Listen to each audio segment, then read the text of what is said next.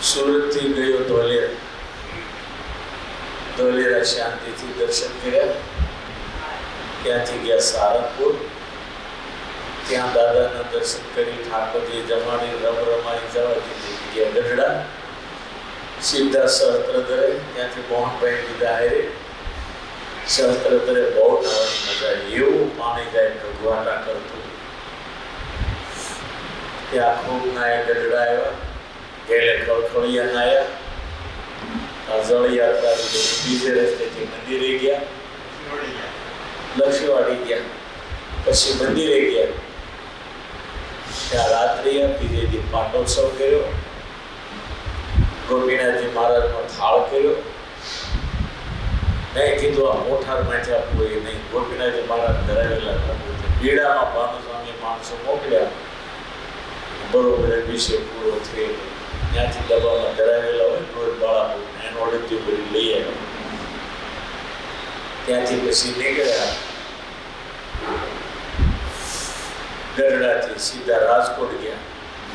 રાજકોટથી જુનાગઢ. જુનાગઢમાં રસોઈ આપી રોકાણા. ખાંડલીવાળા હરિકૃષ્ણ નાના મમ્મી ગાડી અલગ હતી. અમારે અમેરિકાથી આવ્યા. જુનાગઢ રસોઈ આપી. તળાટીમાં ગયા. બધે દર્શન કર્યા બરાબર. પછી ત્યાંથી રસોઈ ઠાકોરજી જમાડી નીકળ્યા. સીધા માંગરોળ ગયા. માંગરોળ બરાબર દર્શન કર્યા. ત્યાંથી લોઢ ગયા. લોઢ દર્શન કર્યા બરાબર. બહેનોના મંદિરે પધરામણી કરી. રવિકાંતાબાના બેન હતા હોઈએ ગઈ. ચૈતન્ય સ્વામી હોઈએ ગયા. લોઢમાં અંધારું દેખાય. બે સત્સંગના આશ્રમ બતાવી બે હોઈએ. એટલું ત્યાં રાત રહ્યા કે આગળ ન જાઓ. ત્યાં રાત નહોતા રહ્યા. પછી દર્શન કર્યા. વાવના પ્રદર્શનનું દર્શન કરી અને ત્યાંથી રમરમાઈને ગયા. પંચશાળા ગયા. પંચશાળા ઠાકોરજીની શયન આરતી કરી અને બાજરાના રોટલા દહીં ચકાચક બધું ઠાકોરજીને જમાડી રાત રહ્યા. સવારમાં વહેલા ઉઠી થોડું દરબારગઢમાં ભોજન કર્યું. દાણા ઝીણાભાઈના ઓરડાઓમાં.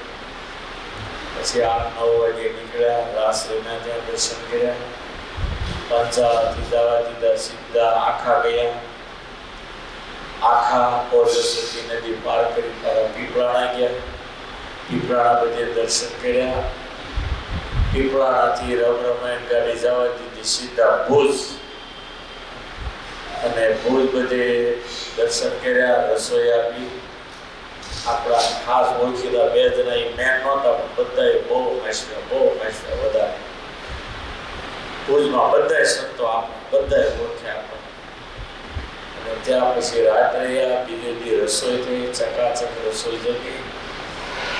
બધા ત્યાં આપણા જેટલા હરિભક્તો હતા 20 જેટલા ભુજમાં 8-8 ઘર એ બધાને જમવા બોલાવી લીધા હતા. 20 ઘણા રસોઈમાં જમાડ્યા. બધે ફેર્યા. દર્શન કર્યા. પછી આ ભુજ ત્યાં ગોટી હતી. ભુજની ગોટી નથી આપી. તમને લોજની ગોટી આપીશ. ભુજની ગોટી પછી આપીશ કાલે. પછી ભુજથી પછી ગયા અને ક્યાં ભુજથી ભચાઉ ગયા. ભચાઉ આપણા ચમનભાઈ હરિભગત છે. એને કથાના યજમાન કર્યા. 3-4 જણા છે. 3-4 પધરામણી કરી અને ત્યાંથી પછી ભચાઉથી ગયા મોરબી. મોરબી આખો દિવસ ગયો ફેક્ટરીઓમાં જોતા. 32 વીઘાની એક ફેક્ટરી. 3 શેઠે આપણા ખાસ હેતવાળા છે. એને યજમાન કર્યા અને ત્યાં પધરામણીઓ કરી. એક ફેક્ટરી જોવા જઈએ તો 1 દિવસ જાય. 32 વીઘામાં એક ફેક્ટરી. એવી રમેશભાઈને 7 ફેક્ટરી છે. ભરતભાઈને એક ફેક્ટરી. એ 30 વીઘાની છે. બીજા છેલ્લા નવા શિષ્ય થયા આપણા એક અમિતભાઈ. એને 32 વીઘામાં ફેક્ટરી છે. હાલી થાકી જઈએ ત્યારે જોવાય રહી. એક દિવસની 80,000 ટાઈપ્સ તૈયાર થાય. અવળી આવી 80,000 થાય એક દિવસમાં. એટલે 20,000 પેટી થાય. ઓટોમેટિક પેટી તૈયાર થઈ નીકળતી જાય. 4 ટાઈપ્સની એક પેટી હોય. મેં કીધું મુહૂર્ત કરવાનો તમારે મારા સંત ભવનમાં જોઈશ. ત્યાંથી તમને મારો સેલ્સમેન હોય એનો એજન્ટ તમારે જેવી જોઈએ ત્યાંથી લઈ આવો. ત્યાંથી લઈ આવીશું આપણે. મેં મોરબીમાં પધરામણીઓ કરી. ફેક્ટરીઓમાં ફર્યા. સત્સંગે બહુ કર્યો. છેલ્લે એક ઓફિસમાં બધાને ભેગા કરી અને મોરબીથી પછી ગયા મૂળી રાત્રે બીજે દી મંગળા શણગાર કરી, દર્શન કર્યા, નાસ્તા પાણી કરી અને બધે દર્શન કરી 9 વાગે ત્યાંથી નીકળ્યા. અમદાવાદ ગયા. અમદાવાદમાં એક ચંદ્રકાંતભાઈ કરીને આપણા શિષ્ય બહુ 4 ભાઈઓને વીઘામાં નિકોલમાં બંગલાઓ છે અને આવા રૂમ તો મોટા છે, એવું કે હોમ થિયેટર છે એવા મોટા પડે 2 બંગલા મોટા છે. અને એને દવાની હોસ્પિટલ એક કરી હતી ને બીજું દવાખાનું મોટું કર્યું. હોસ્પિટલને 15 વર્ષ પહેલાં મેં ઉદ્ઘાટન કર્યું. કાલે પાછું પરમ દિવસે દવાખાનાનું ઉદ્ઘાટન કર્યું. દીકરા ડૉક્ટર છે. વાપીમાં જયંતિભાઈ આપણા શિષ્ય છે. એ વખતે અવળી દીકરી હતી કંઈક 2-3 વર્ષની દૂરથી પગે લગાડતા હતા મને. એ મોટી થઈને એને અમદાવાદ પરણાવીને એના દીકરા અત્યારે અવડા છે. એને મને જયંતિભાઈ આ ચંદ્રકાંતભાઈને ઓળખાણ કરાવેલી. આપણા ત્યાં ખાસ શિષ્ય અમદાવાદમાં એને ત્યાં ઉતરવાનું, જ્યારે આમ જવાનું હોય પ્લેનમાં ત્યારે એ મૂકવા આવે દર વખતે. એમ ત્યાં રાત રહી આખો ડાયરો મૂકી ગયો આવે. બહુ હરખું છે, બહુ બધી વાત 20-20 માળની બિલ્ડિંગો બનાવે છે. કોન્ટ્રાક્ટર બિલ્ડર છે મોટો. એની ત્યાં રાત્રિ બીજે દી દવાખાનાનું ઉદ્ઘાટન કર્યું. ત્યાં બધા બહુ હરિભક્તો ઘણા આવ્યા હતા, એના સગા સંબંધીઓ. અને એ પહેલાં મેં અમદાવાદ મંદિરે ગયા હતા સીધા. ત્યાં બરોબર બ્રહ્મચારી નિવાસમાં ઠાકોરજી જમાડ્યા ને. આ બ્રહ્મચારી કીધું આજે કે દેવસ્વામી વર્તારવાળાની બધા મોટા સંતો પત્રિકા આપવા આવો. કેટલી વાગે ખાડા થઈ એટલે ઠાકોરજી જમાડીને પછી આપણા વાસુદેવ સ્વામી ત્યાં હતા. એને મકાને જઈ ઉતાર અને આ 2:30 વાગ્યાને કડાકા ભડાકા સાથે જે વરસાદ ઉતરી પડ્યો વાત પૂછો ને. આવું ન્યાય ગયો વરસાદ બરોબર. અહીંયા એવું પણ નવા ફામે ગયો લક્ષ્મીવાડી અને કડાકા ભડાકા થાય. પછી 8:30 વરસાદ બંધ થયો. આપણે સંતો આવ્યા અને એને મને બહુ આગ્રહ કર્યો ભૂજોનો કે તમારે આવું છે. આજે 5 આગેવાનોને આપણે પત્રિકા આપવા જવાની છે. મેં જે પોતાના ભૂજ સીમાડે પહોંચ્યું તો કાલે મારી રસોઈ છે, રસોઈ કરી મારા તરફ નીકળો. એ દિવસવાળે જરા સારું ન લાગ્યું, મેં ફોન મૂકી દીધો. પછી બહુ આગેવાન કોઈ હારે હતા ને બધા રોકાયેલા હોય એટલે અમદાવાદથી મેં ફોન કર્યો અને એ કોઈ દિવસો મેં અમદાવાદ કેટલો વાગ્યો 3 વાગે. મેં તો હું આવી ગયો છું, રોકાવું તો સારું તો રોકાવું. ત્યાં 3 આગેવાન કોઈ હતું જ નહીં. મને આગેવાન કરી ભેળવી દીધો અને બેન્ડ વાજા ધબધબાની ગોલાકારના પડદા વગાડ્યા અને શણગાર બધા દેવના આપ્યા, પત્રિકાઓ અર્પણ કરી અને વીડિયા ઉતાર્યા, આમંત્રણ આપ્યું. ત્યાંના સાધુ દેવી બોલ્યા તમારા મહારાજજી કહેશે એમ કરશું. આપણું સુર થઈ ગયું. જઈએ આમંત્રણ આપ્યા. પછી તો ભગવાનની ઈચ્છા છે, કદાચ મહારાજજી કહેશે તો કારણ કે એ લોકોએ આપણને કોઈને બોલાવ્યા નહોતા.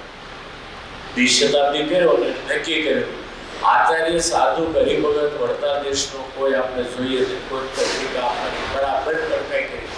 સાધુની ઈચ્છા હતી પણ મહારાજની ઈચ્છા નહોતી.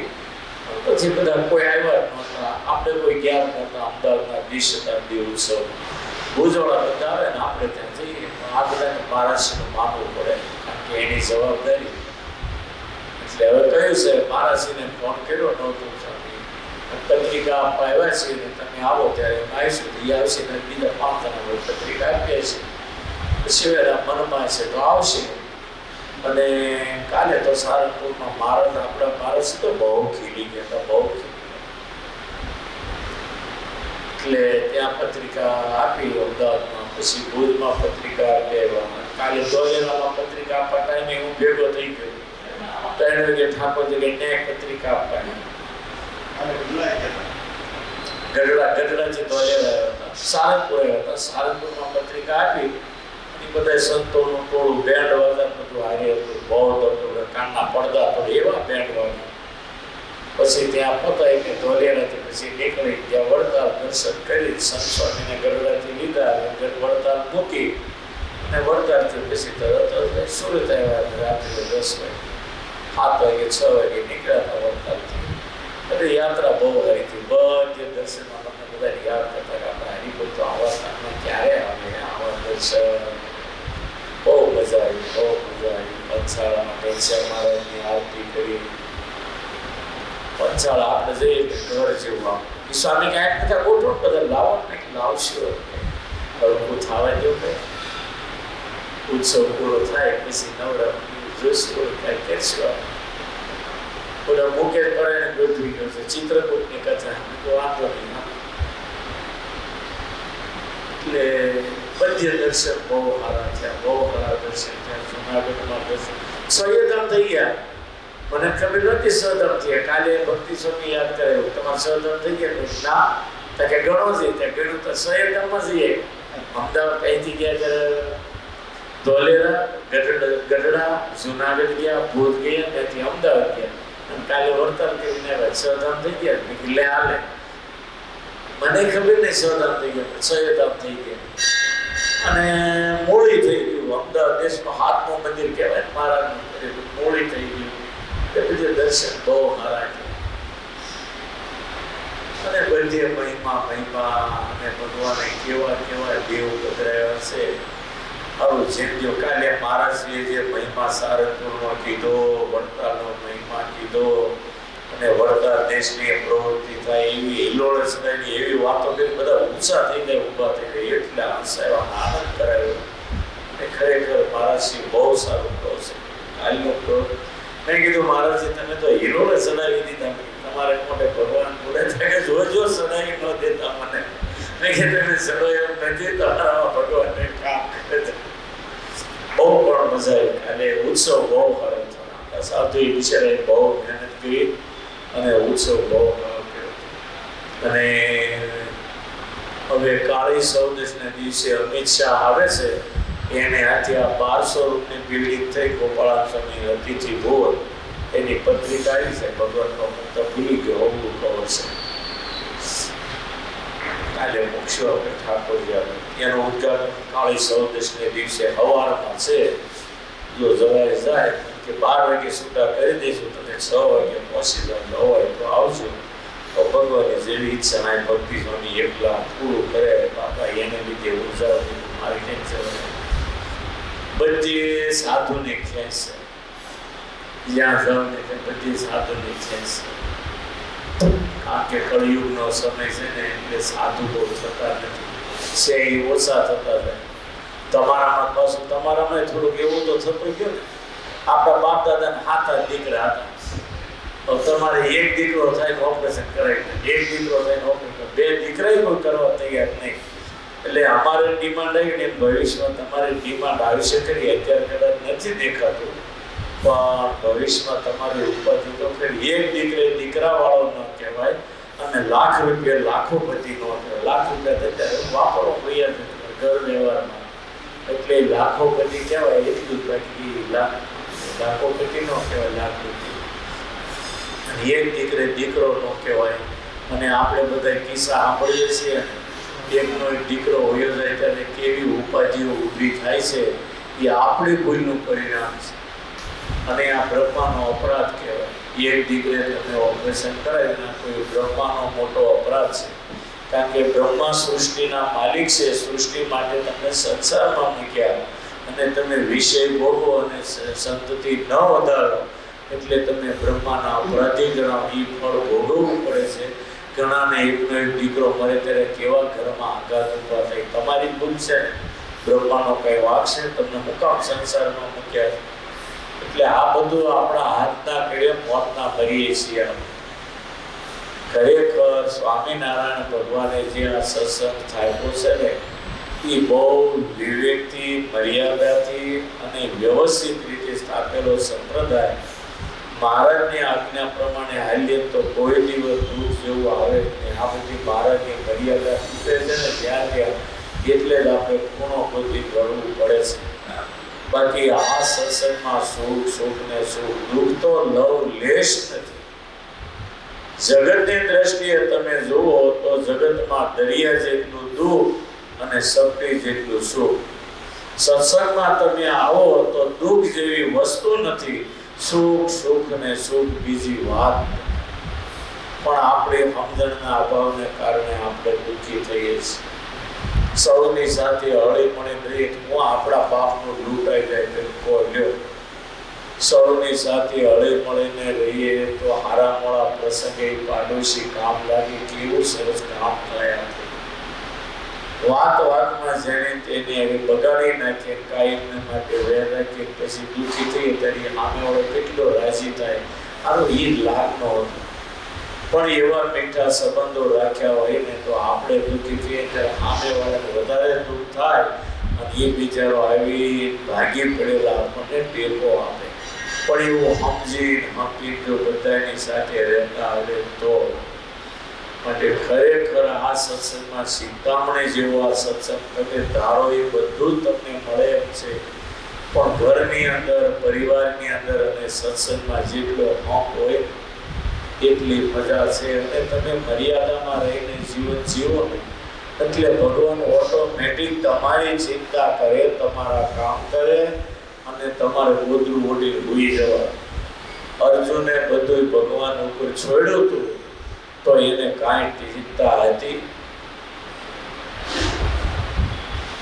ભારતી લડાઈ હાલતી હતી, કેટલા સમય સુધી હાલી, પણ અર્જુન મરે નહીં એટલે દુર્યોધને ભીષ્મને એવો ટોણો માર્યો કે દાદા તમે દગો તો કરો છો અમારા પક્ષમાં રહી, કારણ કે તમે યુદ્ધ કરો છો પણ ખરેખર જનૂન સડતું નથી તમને, એટલે તમે ખાનગીમાં પાંડવોના પક્ષમાં હો એવું લાગે. કેમ આવું બોલે છે? તાકે તમારી અમને અર્જુન ટક્કર ન લે છે કે આજે 10-10 દિવસ વયા જાય છતાં અર્જુનને કાંઈ ન થાય એટલે, બાકી પહેલે દિવસે તમારી અમને અર્જુન ટક્કર લઈ શકે નહીં. અર્જુન જાય એટલે પાંડવ પક્ષ હારેલો જ છે. માટે તમારા પેટમાં પાપ છે, તમે કઈક દગો કરો છો, અમારા પક્ષમાં રહી અને ખાનગીમાં તમે એ ખેંચો છો અર્જુનનું એવું લાગે છે. અને એ વખતે ભીષ્મ દાદાએ કીધું એને કે વાંધો નહીં, આજ રાત્રે તું ભાનુમતીને મોકલજે, હું આશીર્વાદ આપી દઉં એટલે તું અમર થઈ ગયો, તારી જીત થઈ જાય, જા. દુર્યોધન કે વાંધો નહીં. ભીષ્મ દાદાએ કહ્યું તારી ભાનુમતીને હું અખંડ સૌભાગ્યવતી વરદાન આપી દઉં એટલે તારો વિજય, જા, પાંડવો હારી જાય. દુર્યોધન કે એ જોતો સદાયા. અને રાત્રે દુર્યોધને ભાનુમતીને કહ્યું કે તું દાદા પાસે આશીર્વાદ લેવા જા, તને માથે હાથ મૂકી દાદા એવું કહે અખંડ સૌભાગ્યવતી ભવ એટલે આપણો વિજય. પણ દુર્યોધને ભાનુમતીને કહ્યું ત્યારે ભાનુમતી કે મારે થોડું કામ છે, આજે નહીં કાલે જાય આશીર્વાદ લેવા. અને કૃષ્ણે દ્રૌપદીને તૈયાર કરી હો. ભગવાન કે બેન અત્યારે તારે આશીર્વાદ લેવા જવા જેવું છે. અને એને તૈયાર કરી ને ભગવાન કે મારે હારે આવવું પડશે. એટલે એક નોકર ના ફાટલી પોતડી હોય ને એવી પોતડી પહેરેલી, એક હાથમાં લાકડી અને એક હાથમાં ફાનસ, અને ભગવાન નોકર બની અને દ્રૌપદીની હારે કે જાવ કે છે.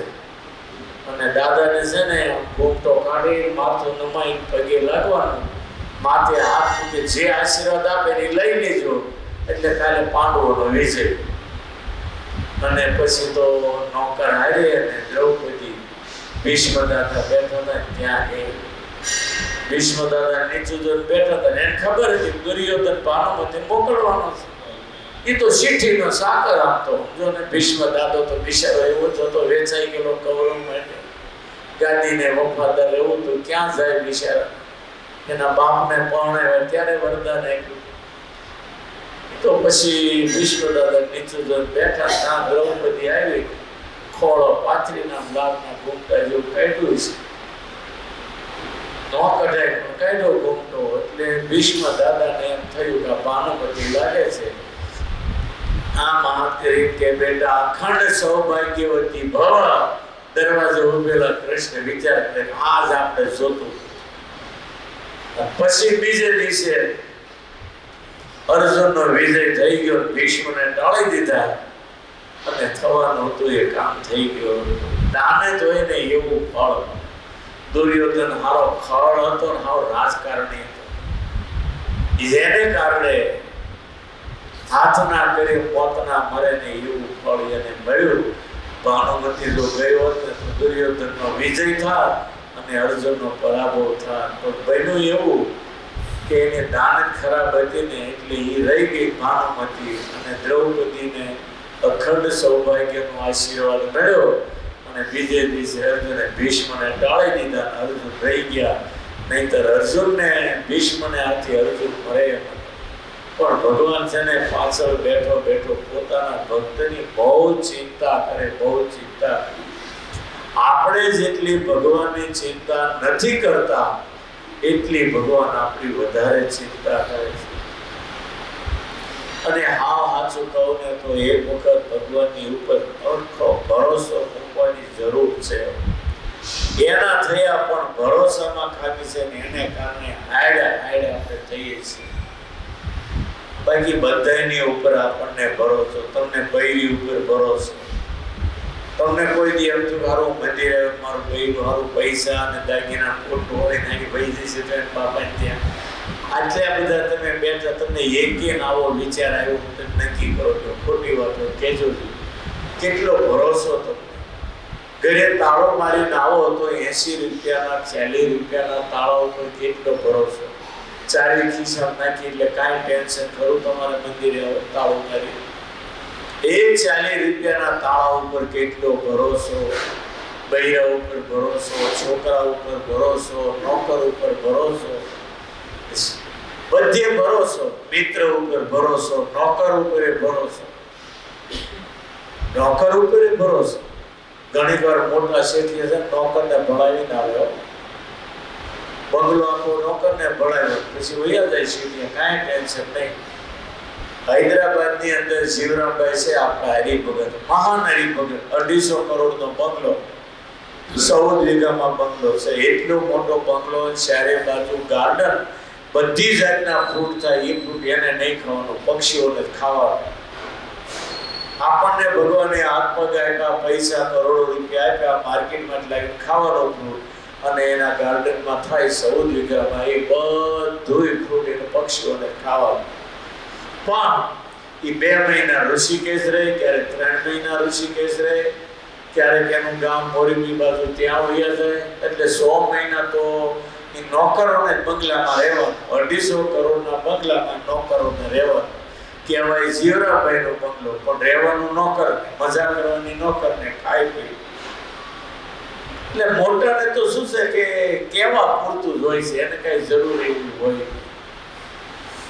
એટલે કરોડોનો બંગલો પણ નોકરો ભોગવો, એને કઈ એટલું બધું રહેવાનું થાય ને. એ ભાવ ભગત માં એટલે ઋષિકેશ બધે 3 મહિના રહે. આપણે વરમાં 2-4 વખત તો એ મહિનો 15 મહિનો તો વહી જાય. આખું કુટુંબ પાછું વહી જાય. વેકેશન જેવો સમય આવે તો દીકરાઓ ધંધા સાંભળે ને બધા ત્યાં વહી જાય. અને માણસો એવા ગોઠવેલા એટલે કાંઈ જોવું ન પડે. નામ એનું પટેલ કંપની, મુંબઈથી જરાક જ નાનું છે હૈદરાબાદ. આખા હૈદરાબાદમાં પટેલ કંપની કહો એટલે બધા ધીરે ધીરે ઓળખે. એટલે આ બધું એવું છે. આપણું બધું કાંઈ છે નહીં. કરોડોના બંગલામાં બીજાને રહેવાનું હોય, કાંઈ ન હોય.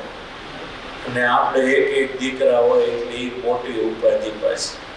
એક દીકરો હોય કે મારે અમેરિકા ભણવા જવું, મારે ઓસ્ટ્રેલિયા ભણવા જવું છે. એટલે જોવાના નરેન્દ્રભાઈ એક છે ને, એ ઓસ્ટ્રેલિયા વયો ગયો. હું તો હતી 2 જણા અહીંયા રહ્યા. આ તો સારું તમારે હિરાણો ધંધો નાથાભાઈ 2 દીકરા અહીંયા છે. મુંબઈ અહીંયા જરૂર ગણાય ને, પણ બહાર વયા જાય તો આપણું કોણ ઘણી વખત એવું બનતું હોય છે. આ મોહનભાઈ ત્યાં છે, છોકરો મુંબઈ છે ગયો. એ બધા નહીં, પણ હવે આપણી ભૂલ છે ને. આપણે 1/2 ડઝન દીકરા તો હોવા જોઈએ, 1/2 ડઝન તો હોવા જોઈએ.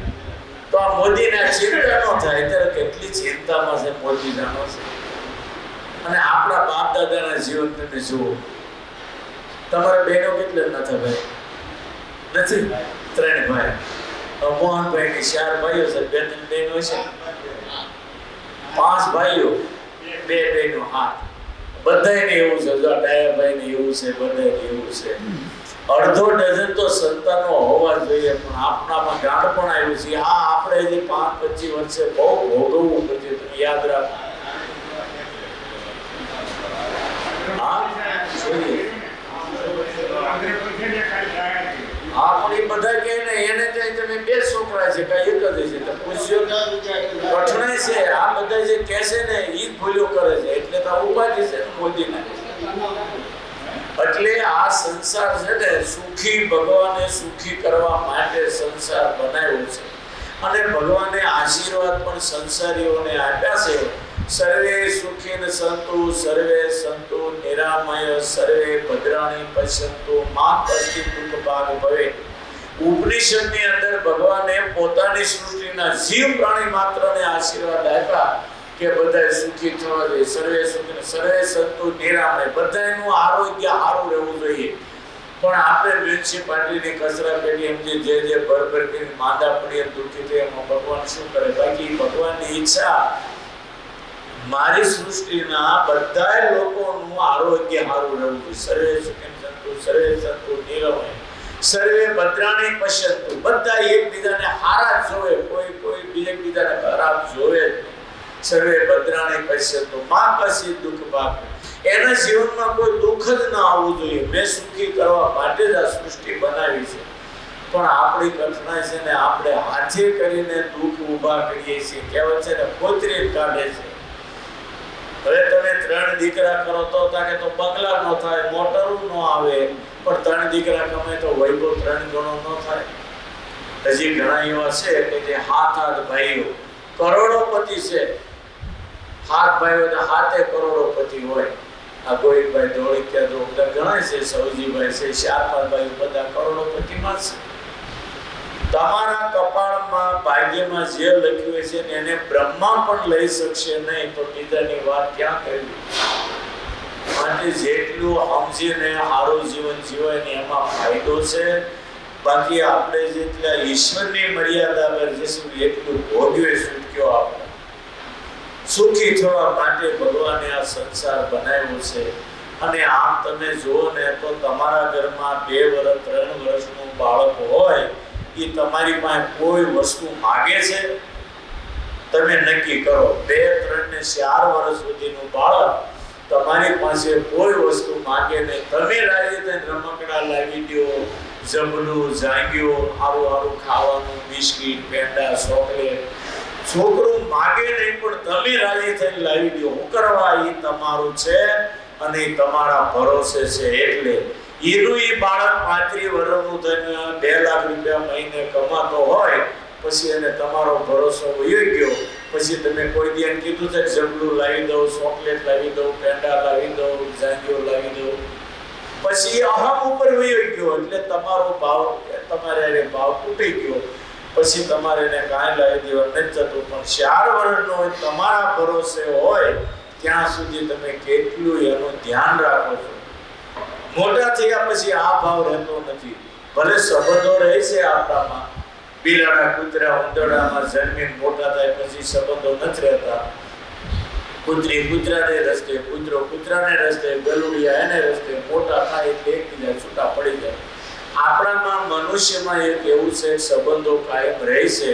પણ જે 2 વર્ષનો દીકરો હોય, 4 વર્ષનો, જે આપણને ભાવ રહે છે, એ છોકરો પરણીને લાડી લાવે પછી એવો ભાવ રહેતો નથી. એમાંય 2 છોકરા થઈ જાય પછી ઓછું થાય છે. એમાંય તમે ગવડા થાવ એટલે હાવ તૂટી જાય. પછી ઘણા ફાટલી, દવાની બાટલી, પાણીની માટલી, ટૂંકવાની વાટકી, ગોદડી ફાટલી, ખાટલી ફાટલી, આ બધું હોય. પછી તમારી પાસે કોઈ છોકરો ન આવે, બરાડા ફાડો ઘંટ વગાડો તો એ બાઈ હોય છોકરાનો થાળી આપી જાય.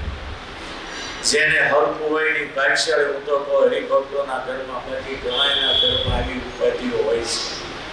એટલે આ બધું છે ને છેલ્લે આપણું કોઈ નથી, પણ મારું કરીને આપણે એટલી જિંદગી બગાડીએ છીએ ને ન પૂછો વાત. માટે જેટલું સમજીને જીવતા આવડે ને એમાં ફાયદો છે. બાકી આ જિંદગી આપણને ભગવાને સુખી કરવા માટે આપી છે. નાના હોય ત્યાં સુધી આપણે કેટલું એનું ધ્યાન રાખીએ. એમ આપણે પણ ભગવાનના બાળક છીએ. આપણે બધા ભગવાનના 3 વર્ષના બાળક છીએ. આપણામાં સત્સંગની સમજણ આવે ને એને ભરોસે જીવીએ ત્યાં સુધી ભગવાન આપણું ધ્યાન રાખે છે. અને આપણે ભગવાનને ન માનીએ, હું આમ કરી નાખું, હું તેમ કરી નાખું, આટલું કમાઈ લઉં, આમ કરી લઉં, પછી ભગવાન આપણામાં ભળતા નથી. પછી તો આપણું જેવું પ્રારબ્ધ એ પ્રમાણે જિંદગી પૂરી કરવાની રહે. બાકી એક વખત તમે સાચો ભરોસો ભગવાન ઉપર મૂકી જીવો એટલે તમારે જિંદગીમાં ઊની આંચ ન આવે. ગોદરું ઓઢી સૂઈ જવાનું. તમારો છોકરો પરણ્યો ન પરણ્યો, તમારો ધંધો હાલ્યો ન હાલ્યો, તમને ખાવાનું મળ્યું ન મળ્યું, એ બધી ચિંતા ભગવાનને કરવાની. પણ 4 વર્ષનો દીકરો એની જેવું જો આપણું જીવન બની જાય તો ભગવાન 24 કલાક આપણી ચિંતા કરે. અને એવો ભરોસો ધ્રુવજીએ મૂક્યો, એવો ભરોસો પ્રહલાદજીએ મૂક્યો તો ભગવાને કેવું કામ કર્યું તમે બધા જાણો છો. પ્રહલાદને એના બાપે કે મારી નાખવાના કેટલા પ્રયત્નો કર્યા. પહાડ ઉપરથી પછાડ્યો, પાણીમાં ડૂબાડ્યો, અગ્નિમાં પાડ્યો અને તલવારને ઝાટકે દેવાના પ્રયત્નો કર્યા તો પ્રહલાદને ઊની આંચ ના આવી. અને એના બાપને થાંભલામાંથી નહીં સિંહ નહીં માણસ, થાંભલો ફાટ્યો, એમાંથી ભગવાને નીકળી અને શીબડાને ફાડી નાખે, હિરણ્યકશિપુને ફાડી નાખ્યો અને પ્રહલાદની રક્ષા કરી. આપણે બધા જાણીએ છીએ ભગવાન ઉપર એને ભરોસો મૂક્યો તો એને કેટલો ભરોસો તો એ તો વિચાર કરો. નાની વયમાં એની સમજણ અને એની માં કયાધુના ઉદરમાં હતા ત્યારે નારદજીનો સત્સંગ થયો અને એ સંસ્કાર ગર્ભના જે પ્રહલાદમાં આવ્યા. જન્મ્યા પછી એને ભગવાનનો કેટલો ભરોસો, કેટલો ભરોસો. એક કુંભાર હતો, એને નિભાડો કર્યો, એમાં માટલા ગોઠવી દીધા. હવે એક માટલામાં બિલાડી એ બચ્ચા મૂક્યા હતા. બચ્ચા હાવ નાના નાના હતા. એ માટલું નિભાડામાં વચ્ચે મુકાઈ અને નિભાડો હળગાયો અને બિલાડી આમ્યા કરે અને કોકે કહ્યું કે એ માટલામાં તો બિલાડીના બચ્ચા હતા.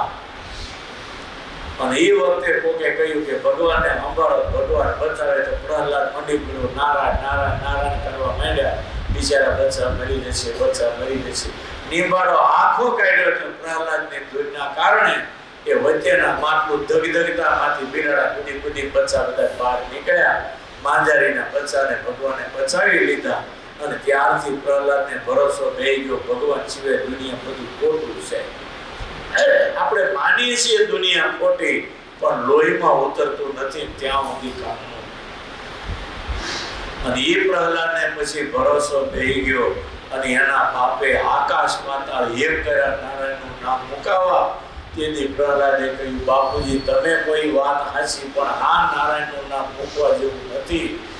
આ કે આપણો દુશ્મન. પ્રહલાદજી બોલે, પિતાજી તમે નારાયણને દુશ્મન માનો, પણ નારાયણ કોઈને દુશ્મન માનતા નથી. બાપુજી આ નામ લીધા જેવું છે. પળે પળે સેકન્ડે સેકન્ડે જળે વિષ્ણુ સળે વિષ્ણુ સર્વ પર્વત મસ્તકે સર્વત્ર વ્યાપેલો નારાયણ એ મૂકવા જેવો નથી. પછી તો એને દૈત્ય ગુરુને બોલાવી કીધું, આની પાસે દૈવી વિદ્યા કાઢી નાખો, આસુરી બનાવો, આ મારી ગાદીને વારસદાર છે. એને ભણવા મૂક્યા કે આસુરી વિદ્યા ભણાવો. પણ ઓલે આસુરી વિદ્યા માસ્ટર લખી આપે સંડામર્ક. એટલે પ્રહલાદજીએ પૂછી નારાયણનું નામ લખી મળે ઘૂંટવા બોલતા જાય, ઘૂંટાતું જાય. આમ કરતા કરતા આસુરી વિદ્યા ભૂલીને દૈવી વિદ્યા શીખે. તા હિરણ્યકશિપુ આવ્યો. સંડામર્કને કહે છે હું ભણ્યો તો હાલો આવ્યા મહેલમાં. પ્રહલાદને ખોળામાં લઈને હિરણ્યકશિપુ પૂછે, બેટા હું ભણ્યો? શ્રવણમ કીર્તનમ વિષ્ણુ સ્મરણમ પાદ સેવનમ અર્ચનમ વંદનમ દાસ્યમ સખ્યમ આત્મ નિવેદનમ. આ 9 પ્રકારની ભગવાનની ભક્તિ હું ભણ્યો છું અને નારાયણનું નામ જપું છું. એ જ કરવા જેવું છે. હિરણ્યકશિપુ ખોળામાં પ્રહલાદને લઈ માથે હાથ ફેરીને સમજાવે, બેટા એ નારાયણનું નામ ન લેવાય, એ આપણો દુશ્મન છે. પ્રહલાદજી બોલે, પિતાજી તમે દુશ્મન માનો, પણ એ કોઈને દુશ્મન માનતા નથી. અને આમ ચર્ચા થઈ ત્યારે પ્રહલાદ બોલે, બાપુજી એક વાત કહું. કાલી કાલી ભાષા બોલે, બાપને વાલો લાગે.